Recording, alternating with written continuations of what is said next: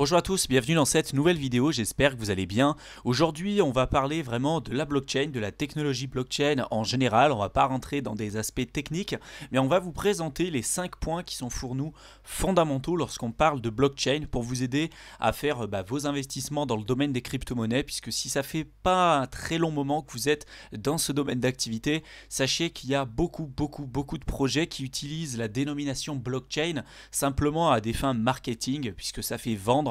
Et on a pu s'en rendre compte pendant à la période de 2017 quand il y a eu la grosse fièvre avec les ICO et l'arrivée des nouveaux projets. Donc il y a de nombreux projets qui arrivent sur la toile, et là on commence un petit peu à le voir de nouveau apparaître avec des projets qui arrivent et qui se disent utiliser la technologie blockchain. Mais quand on regarde un peu plus dans le détail, l'utilisation de la blockchain pour certains projets, il n'y a clairement aucune utilité et aucune valeur ajoutée, si ce n'est que pour eux un outil marketing pour pouvoir vendre un peu plus leur projet sur le court, moyen et long terme. Donc l'objectif de cette vidéo, c'est de vraiment vous sensibiliser sur les 5 points qui sont pour nous fondamentaux à avoir en tête quand vous investissez dans le domaine des crypto-monnaies. Quand vous entendez le mot blockchain, pour nous l'utilité d'une blockchain, ça ne se résume pas uniquement à des fins marketing. Il y a vraiment bien plus que cela et on va essayer de voir ça en détail dans cette vidéo. Donc si tu viens de nous découvrir à l'issue de cette vidéo, sache qu'on a une chaîne exclusivement dédiée au domaine des crypto-monnaies et plus particulièrement à l'investissement dans le domaine des crypto-monnaies. Donc si c'est un sujet qui t'intéresse, je t'invite tout de suite à t'abonner à notre chaîne YouTube pour ne pas rater nos prochaines vidéos. Je t'invite également à télécharger gratuitement notre e-book simplement en cliquant dans le lien qu'on aura mis dans la description. Si tu es débutant et que tu viens de te lancer dans le domaine des crypto-monnaies, clairement tu verras que cet e-book te sera d'une aide vraiment très précieuse. Nous on aurait vraiment apprécié avoir toutes ces informations quand on a débuté dans le domaine des crypto-monnaies, et clairement je suis persuadé que si tu as accès à ces informations-là, tu auras une avance considérable par rapport aux personnes qui justement n'auront pas accès à toutes ces informations. Donc télécharge-le, tu verras, c'est entièrement gratuit. Je vais passer le générique et puis je te retrouve directement après.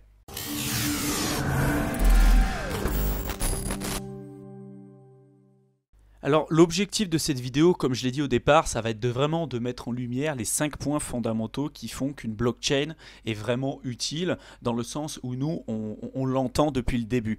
Vous verrez que quand vous investissez dans le domaine des crypto-monnaies, il y a beaucoup de projets qui sont apparus, notamment par exemple en 2017 via les ICO, qui utilisaient l'argument de la blockchain à des fins uniquement marketing pour pouvoir vendre leurs projets. Et finalement, quand vous regardez dans les faits, vous voyez très bien que l'utilisation de la blockchain ici n'a clairement aucun intérêt, mis à part de pouvoir vendre plus facilement leur projet à cause de la hype qu'il pouvait y avoir en 2017. Donc là, nous, on va prendre l'exemple bien évidemment de la première blockchain qui avait été mise en place, qui est celle du Bitcoin. Et ces points-là doivent vraiment rester ancrés dans votre esprit quand vous décidez d'investir dans un projet particulier qui met en avant l'argument blockchain pour vendre tout simplement leur projet. Donc, dans un premier temps, il faut que cette blockchain soit ouverte. Ouverte, ça veut dire quoi? Alors, ouverte, ça veut dire tout simplement que tout le monde peut y avoir accès, que tout le monde peut participer sans autorisation, sans que quelqu'un vérifie l'identité, l'ethnicité de la personne, son pays, etc. Ce qui est drôle quand même avec la blockchain, c'est que vous n'avez même pas besoin d'être humain pour utiliser la blockchain. Il y a des logiciels qui peuvent l'utiliser sans avoir à prouver quoi que ce soit. De ce fait, la blockchain ne peut pas faire la différence clairement entre un humain et un bout de logiciel. Donc ça, c'est vraiment le premier point à avoir en tête. Le deuxième point, il faut qu'elle soit sans frontières. Sans frontières, c'est comme Internet. Comme Internet, clairement, il n'y a pas de frontières aujourd'hui. Vous pouvez envoyer de l'information d'un point A à un point B. C'est pas comme si vous envoyiez de l'information, enfin, comme si vous déplaciez de la France, par exemple, à l'Espagne. Aujourd'hui, l'information est accessible à tous. Il y a certaines restrictions dans d'autres pays, mais je veux dire, aujourd'hui, Internet n'est pas considéré comme ayant une frontière particulière. C'est un phénomène qui est purement international. Peu importe où tu habites, où tu voyages, etc. Il faut savoir que la blockchain, elle est déjà présente à l'endroit où vous allez. Je ne sais pas si vous le savez, mais lorsque vous voyagez, vous devez normalement déclarer aux autorités le fait que si vous transportez de l'argent, notamment avec des fonds qui sont supérieurs à 10 000 $ d'un pays à un autre. On a tous voyagé, on a tous pris l'avion en ayant dans notre poche une carte bancaire.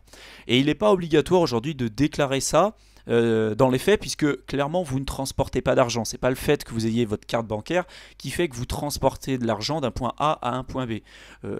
Vous avez simplement connaissance du code PIN qui vous donne accès à ces fonds. Mais l'argent en lui-même reste dans les banques. Pour les crypto-monnaies, c'est un peu la même chose. Les bitcoins que vous avez dans votre pays dans lequel vous êtes, vous les avez également déjà dans le pays dans lequel vous allez vous rendre, puisque le wallet, simplement, c'est ce qui va vous donner accès à vos bitcoins, mais vous ne transportez pas véritablement vos bitcoins, puisque la blockchain, elle est présente dans votre pays, mais également dans celui dans lequel vous allez vous rendre. Donc, si vous avez cette conversation-là avec un responsable de la douane, il y a quand même fort à parier qu'il ne soit pas tout à fait d'accord avec vous. Donc l'objectif, c'est de ne pas vous mettre dans des positions, je dirais, difficiles, mais c'est pour vraiment que vous ayez cette idée-là en tête. Donc le premier point, c'est ouvert, le deuxième, c'est sans frontières. Et vraiment, avec cet exemple de sans frontières, ce qu'on se rend compte, c'est que nos lois, notre juridiction, etc., elles sont toutes basées sur des idées très simples. On part du postulat que l'argent est quelque part, que l'argent, il est soit là, soit à un autre endroit. Si je prends de l'argent d'un pays et que je me déplace dans un autre, clairement, j'ai transporté de l'argent et je l'ai déplacé. Si l'argent était présent de partout à la fois, moi je pose cette question ouverte, si l'argent n'est pas présent à un endroit ou à un autre, mais qu'il est présent de partout à la fois, ça veut dire quoi alors de transmettre de l'argent quand l'argent est déjà présent dans le lieu dans lequel je me trouve? Donc sans frontières, ça peut vraiment bénéficier, ça peut vraiment révéler être bien plus important que ce que vous pouvez penser à l'heure actuelle quand vous réalisez que l'argent commence à devenir de l'information qui n'a pas de forme physique et qui n'existe pas dans un endroit particulier. Donc ça, c'est vraiment le deuxième point. Donc ouverte dans un premier temps, sans frontières dans un second temps. Le troisième point, ça va être le côté neutre. Il faut vraiment que cette blockchain soit neutre. Et ça veut dire quoi neutre? Ça veut dire simplement que c'est votre argent. Le système doit se moquer de savoir qui est la personne qui reçoit, qui envoie et le montant ni même la raison de l'envoi. La seule chose importante, c'est de permettre la transaction et puis c'est tout. C'est simplement de la communication. On peut être assez radical, ça peut vraiment être assez radical et dangereux au premier abord, mais il faut savoir que c'est comme ça que le monde a fonctionné pendant des milliers d'années. C'est vrai que quand on parle de ça à des personnes que nous on rencontre dans la vie de tous les jours, même à nos parents au départ, ils nous ont dit ouais mais c'est ultra dangereux le fait que quelqu'un puisse envoyer de l'argent un peu comme il le souhaite, que ce soit par exemple pour des utilisations terroristes, les trafics d'organes, les trafics d'enfants, etc. C'est vrai que ça peut faire peur dans un premier temps, mais on perd, je pense, l'idée que avant les années 1900, c'est comme ça que tout fonctionnait. On n'avait pas encore la monnaie digitalisée, on pouvait très bien envoyer et faire des échanges de valeurs en toute tranquillité. Qu'est-ce qui s'est réellement passé pour que ça devienne si mauvais et qu'il faille tout contrôler? On entend de plus en plus aujourd'hui le fait que le cash risque de disparaître pour ne laisser place qu'à l'argent dématérialisé. Et clairement, nous, on trouve qu'on est vraiment dans un monde proche, il y a une idéologie qui est proche du livre de George Orwell 1984 avec Big Brother. Le contrôle des données, la perte de libre arbitre, la perte de nos propres choix, etc. Donc ça, c'est vraiment quelque chose qui peut nous faire peur. Donc ça, c'était le troisième point, donc le côté neutre. Le quatrième, c'est le fait qu'il soit résistant à la censure. Si quelqu'un souhaite que j'arrête d'envoyer de l'argent à un autre, il ne peut pas m'en empêcher. C'est vraiment ça que ça veut dire. Vu que la monnaie, c'est de la communication, comme je l'ai dit au début, il n'est pas possible de contrôler cela. Ça fait partie de nos droits humains de pouvoir avoir accès à tout ça. Si vous savez, je pense que vous le savez, mais clairement, les choix politiques, les choix juridiques, etc. ne sont clairement pas les mêmes selon les pays. Et certains sont, par exemple, contre le droit de vote et l'émancipation des femmes. Il y en a d'autres qui sont contre le mariage pour tous, d'autres qui sont pour. Il y a peut-être un moment où on comprendra pourquoi on a séparé l'État de l'Église. Et ce pourquoi on souhaiterait séparer aujourd'hui et qu'on devrait séparer l'argent des États. Si la monnaie, elle a une propriété de commerce et que vous tournez ça vraiment en flicage et en surveillance militaire, ou bien pour seul objectif vraiment la guerre et la mise en place du profit, tout arrête de fonctionner comme étant vraiment la transmission de valeur et comme nous on pourrait l'imaginer au départ. Le plus gros problème, c'est que si vous laissez des gens décider de ce que vous pouvez faire de votre argent, ils peuvent très bien vous empêcher de financer par exemple un projet que vous trouvez intéressant, mais qui serait dans l'opposition au système économique ou politique actuel. Ce genre de pouvoir et de décision tourne très souvent en corruption, et c'est d'ailleurs pour cette raison que l'Église et l'État a été séparés dans un premier temps dans les pays clairement civilisés, puisqu'on sait qu'ils se corrompent les uns les autres. Si vous prenez aujourd'hui les banques et les États, clairement on le sait, lorsqu'ils sont trop proches, également ils commencent à se corrompre les uns les autres. Ça, on en est tous conscients. Et donc la mise en place d'une technologie blockchain qui est aujourd'hui résistante à la censure, neutre, sans frontières et puis également ouverte, c'est vraiment un point fondamental à avoir en tête. Le cinquième pilier à avoir en tête, c'est qu'il faut que cette blockchain soit finalement publique. Toutes les choses que vous faites sont vérifiables sur le réseau par tout le monde. Personne ne peut tricher et il n'y a pas besoin de faire confiance à une entité pour pouvoir contrôler tout ça. Une centralisation, le problème de la centralisation aujourd'hui, c'est qu'on est obligé de faire appel à des intermédiaires de confiance qui sont par exemple les banques, les notaires, etc. Et aujourd'hui, ces personnes-là ont un pouvoir qui sont nettement supérieurs aux nôtres. Ont des pouvoirs qui sont vraiment nettement supérieurs aux nôtres, puisqu'on est obligé de leur faire totalement confiance et eux ne sont même pas obligés d'avoir une transparence comme on pourrait l'avoir sur la blockchain Bitcoin tout simplement. Donc les 5 points, je répète, les 5 piliers fondamentaux, on va avoir le côté ouverte, cette blockchain doit être ouverte, sans frontières, elle doit également être neutre, résistante à la censure, et puis également elle doit être publique. Avec ces 5 piliers qu'on vous a présentés, vous avez aujourd'hui la possibilité de créer un nouveau système où l'argent n'est plus ce qu'on pense croire véritablement.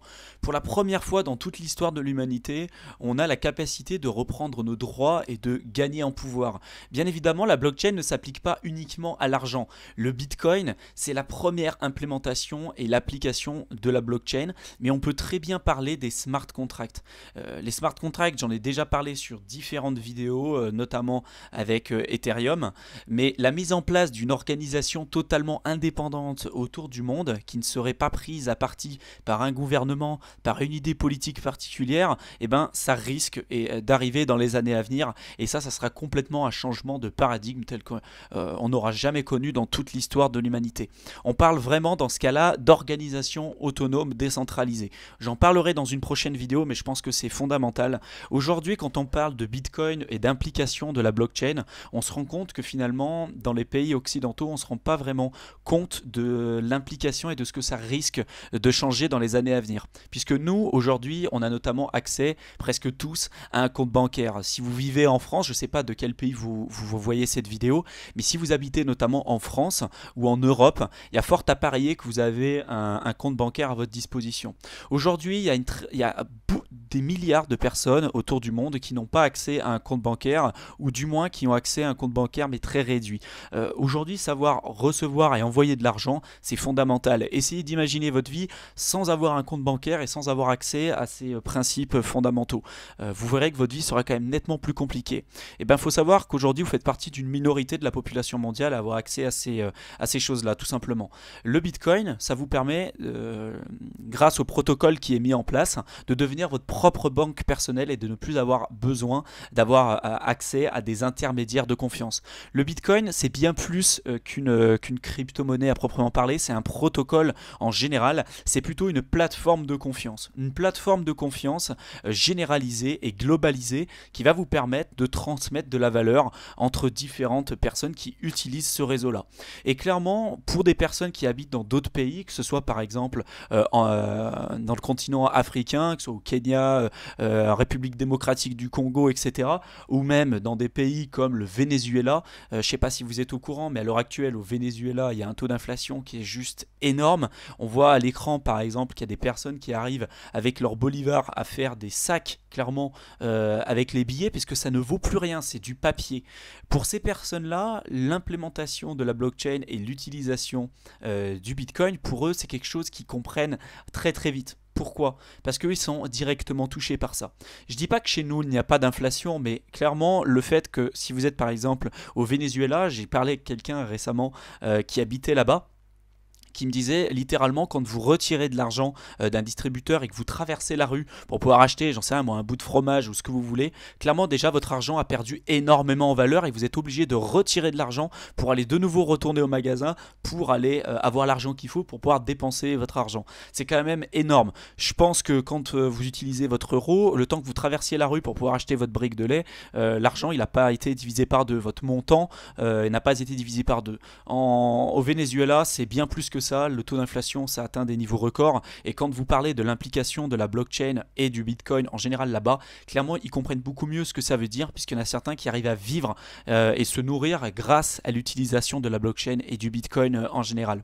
Dans d'autres pays en Afrique c'est également ça, c'est également la reprise du pouvoir un peu par le peuple, il y a cette idéologie qu'il y a derrière et que je trouve très belle. Après, dans les faits, il y a quand même des points négatifs au Bitcoin aujourd'hui, notamment l'aspect environnemental avec le mining, etc. Mais je pense que j'en parlerai dans une prochaine vidéo de tout ça. Mais aujourd'hui, je pense que c'est des points vraiment à avoir en tête quand vous décidez de vous orienter sur un projet particulier, puisque vous verrez qu'il y a des personnes qui vont vous dire, et nous, c'est vrai qu'au départ, on faisait partie de ces personnes-là, qui disaient, par exemple, le Bitcoin, c'est pas important, c'est la technologie blockchain qu'il y a derrière. Et ça, c'est dangereux aussi parce que si vous n'avez pas les 5 piliers que je vous ai cités au départ, le problème, c'est que quelquefois, cette blockchain, elle peut très bien être complètement centralisée, il n'y a aucune plus-value par rapport à ce qui existe déjà.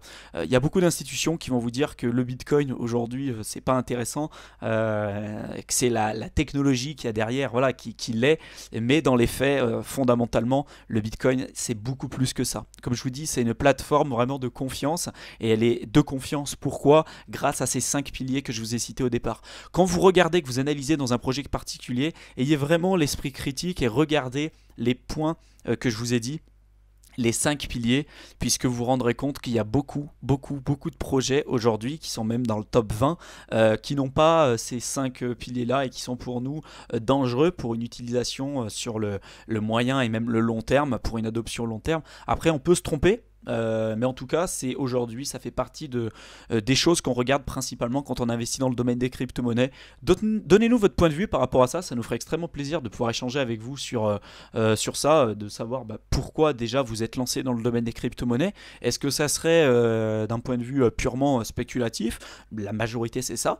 Est-ce que c'est vraiment pour l'aspect technologique qu'il y a derrière? Est-ce que pour vous, vous pensez, quelle est pour vous l'évolution du domaine des crypto-monnaies sur le court, moyen et long terme? Pour vous, est-ce que le Bitcoin, est-ce que ça a vraiment possibilité de se développer tel qu'on pourrait le penser aujourd'hui dans les années à venir? Est-ce que vous pensez que ça pourrait être la première monnaie décentralisée, globale et utilisable par tous, qui n'appartiendrait à aucun gouvernement, à aucun système politico-économique? Donc ça serait vraiment génial. En tout cas, nous on pense que le Bitcoin aujourd'hui a toutes les armes pour pouvoir se développer massivement comme ça sur le long terme. Il y a énormément d'améliorations à faire. En tout cas, je pense que c'est la crypto qui a le plus de chances aujourd'hui, à l'heure où je tourne cette vidéo, de se développer comme ça sur le long terme. Je peux me tromper totalement, en tout cas c'est notre point de vue. Donnez-nous votre point de vue en description, en commentaire de la vidéo, mais bien évidemment l'objectif c'est d'argumenter et pas de simplement dire oui je pense que ça va se développer, point. C'est de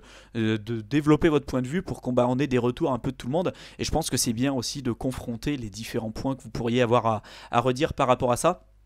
S'il y a des sujets que vous aimeriez qu'on traite dans les prochaines vidéos, dites-le nous également. On répond à chacun de vos commentaires. Et puis l'objectif, c'est voilà, de répondre aux questions que vous pouvez vous avoir au fur et à mesure de l'évolution et de l'aventure qu'on aura ensemble avec l'évolution du domaine des crypto-monnaies. Donc n'hésitez absolument pas à nous solliciter, que ce soit sur notre Facebook, sur tous nos réseaux sociaux, sur notre mail également, on répond à vos questions. Et invitez également au maximum de personnes sur notre chaîne YouTube, ça nous fera extrêmement plaisir de les accueillir et de pouvoir les aider un peu comme vous, on a pu le faire je pense jusqu'à présent. Il y a fort à parier que si tout ce qu'on vous présente jusqu'à présent ça peut vous plaire, ça vous plaît, il y a fort à parier que ça pourra plaire je pense à d'autres personnes.